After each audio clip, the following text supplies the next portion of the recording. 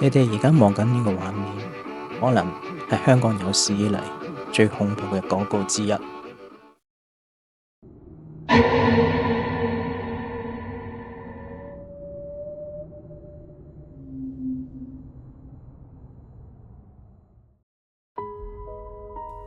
大家好，我係阿 Boy，歡迎嚟到香港鬼故事。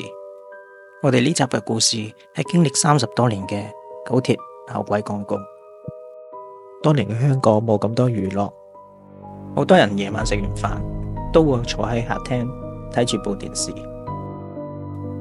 其中一晚，電視嘅畫面突然間轉暗，喺畫面入面出現咗一班小朋友，佢哋喺一個森林入邊，一個搭住一個嘅膊頭，排成一條隊，好似玩緊火車遊戲咁。本來呢個應該係個好溫馨嘅畫面，但唔知點解好多個人睇完之後都話，第一眼已經覺得好唔舒服。喺畫面入面，每個小朋友都係笑住嘅，但係佢哋嘅笑又冇好似平時小朋友咁玩得咁開心。成個畫面非常暗，而且音樂亦都好慢，成條片係有一種灰沉沉嘅感覺。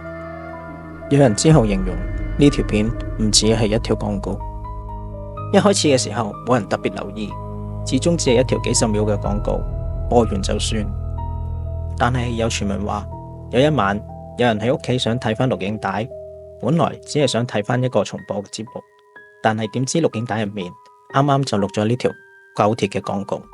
當畫面出現嘅時候，佢屋企嘅小朋友突然間問咗一句：點解最後面嗰個哥哥個樣咁古怪嘅？嗰時個大人一開始冇理會佢，以為小朋友亂講嘢。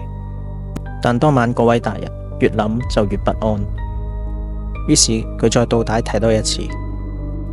佢甚至開始數廣告入邊嘅小朋友數目：1個、2個、3個、4個、5個、6個，好似都冇問題。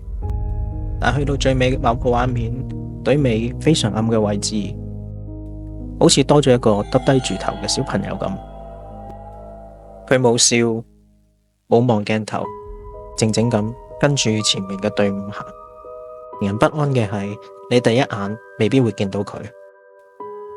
當你細心咁睇，再睇多一次，就會發覺佢好似一直都喺度咁。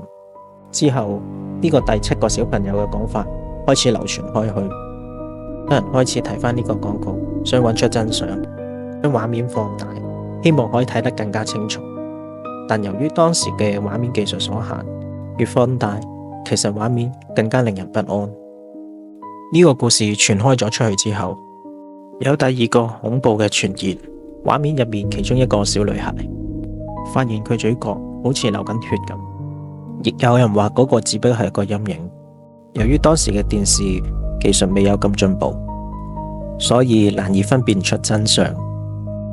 有時有啲畫面你即時唔會覺得好恐怖，但當你夜晚熄晒燈之後，個畫面喺你腦海度會自然重現。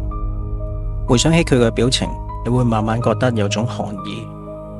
除此之外，仲有另一種講法，有人發現喺一個小朋友嘅膊頭上面多咗一隻唔應該出現嘅手，但係睇返畫面嘅角度同埋隊伍嘅位置，嗰個位冇人可以伸到隻手過去。其中好多人解釋話係光線嘅問題，亦有人話個小朋友身形太瘦而造成一種錯覺。而呢件事越嚟越引起更多人嘅討論，亦有人開始講參與拍攝嘅小朋友陸續出現咗不同嘅意外。呢個講法雖然冇可靠嘅消息可以證實，雖然嗰陣時冇任何嘅社交平台，但係傳聞一樣傳得好快，甚至係外國嘅傳媒亦都有報道。呢個廣告好快就俾人禁止廣播。後來有好多人對呢件事作出個解釋，例如係因為剪接嘅問題，前後睇落所以唔一致。亦有人話嘴角流血亦只不過係光線上嘅問題，而畫面上多出嚟嘅一隻手亦只係畫面上嘅重疊。而小朋友出事嘅傳聞係完全冇可靠嘅消息嘅。雖然每個疑點都有作出解釋，但你聽完呢啲解釋之後，再望返模糊嘅畫面，你個心依然都會有一種含義。可能呢個廣告完全係真係一個剪接上嘅誤會，再加上當時鑒於電視嘅技術，令人有一種好唔舒服嘅感覺。